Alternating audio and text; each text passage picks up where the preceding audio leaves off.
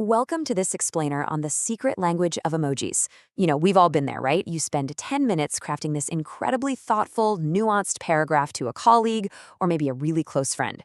You hit send, you wait, and a few minutes later, your phone buzzes. You look down, and it's just the word, okay, followed by a slightly upside-down smiley face. Immediately, your heart drops. The panic just totally sets in. Are they mad? Is this a joke? Did I literally just ruin this relationship? When you get a message like that, an invisible question instinctively pops into your head. You ask yourself, what does this emoji literally mean? We sit there, staring at our glowing screens, trying to decode a tiny yellow face like it's some sort of ancient hieroglyph. We are desperately searching for a single fixed dictionary definition, thinking that if we just look hard enough, we'll uncover the secret translation. Well, let's dive into this because as our source material reveals, that is actually the totally wrong question to ask. To truly get a handle on digital communication, we have to completely stop viewing emojis as fixed dictionary words. The confusion only really fades when we start seeing them as active, living signals. So the real question isn't, what does it mean? It's, what is it doing? Let's explore how this builds into our first core concept. Section 1. More than just a picture. The social signal. Here's the thing. Emojis simply do not carry meaning all by themselves. A tiny cartoon skull or folded hands means absolutely nothing in a vacuum. A signal gains meaning because of what people collectively agree it points to. Think about it for a second. You rarely ever read an emoji completely literally. What you're actually doing is reading a social code that we've all built together through everyday habits. An image of a simple smiling face might socially evolve from meaning pure happiness to signaling politeness, maybe lighthearted teasing, or even restrained frustration. The pixels stayed exactly the same. It's our social agreement that changed. If I send a folded hands emoji, am I praying? Am I saying thank you? Or am I begging you to do me a massive favor? It depends entirely on what we've agreed upon. Which perfectly brings us to our next crucial piece of the puzzle. Section 2. Context and the invisible question. Every single message you receive arrives with an invisible question attached to it before you even read the text. And that question is, what should I expect from this person? Imagine getting the exact same smiley emoji after sending a really serious message. If it's from a close friend, it feels warm, right? It's reassurance that everything is okay and your bond is totally secure. But get that exact same symbol from a manager right after they highlight a mistake you made? Oh boy. Suddenly it feels distant, dismissive, or maybe just overly formal. Honestly, it might even feel incredibly passive-aggressive.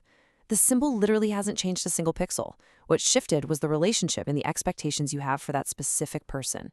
Meaning is fundamentally relational.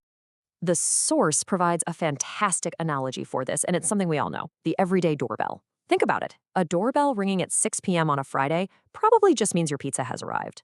But a doorbell ringing at 3 a.m. on a Tuesday, that implies a total emergency. The sound is completely identical, but the context reverses the meaning entirely. Emojis work the exact same way. When you see one, your brain instinctively runs this super quick checklist. Who sent this? How do they normally text? Are they being sincere or ironic right now? Is this a casual chat or a formal email? The emoji itself doesn't contain all the meaning. It just helps you make a rapid-fire prediction about the sender's intent based on the context. So now that we know emojis are heavily context-dependent, let's break down how we actually read them. Section 3, the 3 layers of meaning. Ask yourself, how do we actually process an emoji when it pops up on our screen? It happens in a split second, literally a fraction of a moment. But your brain is actually doing a massive amount of heavy lifting. You are running several complex cognitive processes simultaneously, all without even realizing it. There are 3 distinct layers to this mental processing. First up, we have the literal layer. What is the physical symbol? Okay, let's say it's a thumbs up.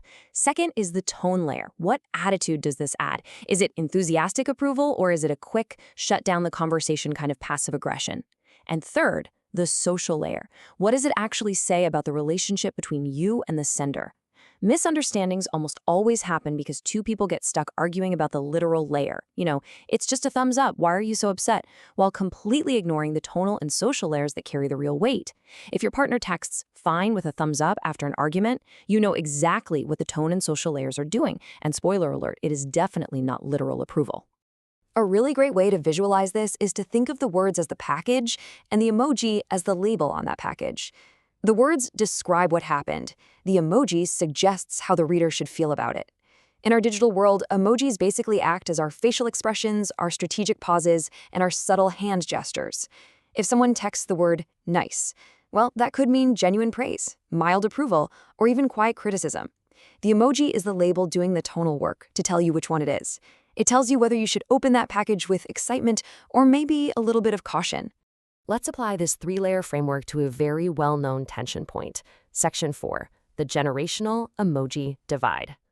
If you have ever texted someone 20 years older or younger than you, you know exactly what this divide looks like. Many millennials continue to use standard smiley emojis or the crying laughing face as warm, friendly softeners. To them, it's just being polite and kind.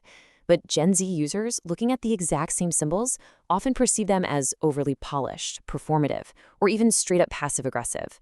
Instead, they might opt for a skull emoji to say, "I'm dying laughing." And here's the key. Neither interpretation is inherently right or wrong. These generations have simply inherited totally different emotional histories and community habits for the exact same symbols. The crucial point to take away here is that generations act a lot like communities with shared online norms.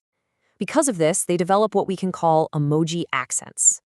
Just like people who speak the same language can hear different shades of meaning based on their regional backgrounds, emoji users interpret identical symbols through different cultural and generational lenses. One group's sincere smile is another group's ironic eye roll. It's honestly what makes digital language so rich, but also so incredibly tricky. We are all speaking the same visual language, but with beautifully distinct regional dialects. So, how do we successfully navigate this digital minefield? Well, that brings us to our final section, Section 5. What is this emoji doing? It's time to bring all these concepts together and shift our paradigm completely. Instead of stressing out over literal dictionary definitions, use this practical toolkit for your next confusing text exchange. Ask yourself 3 better questions.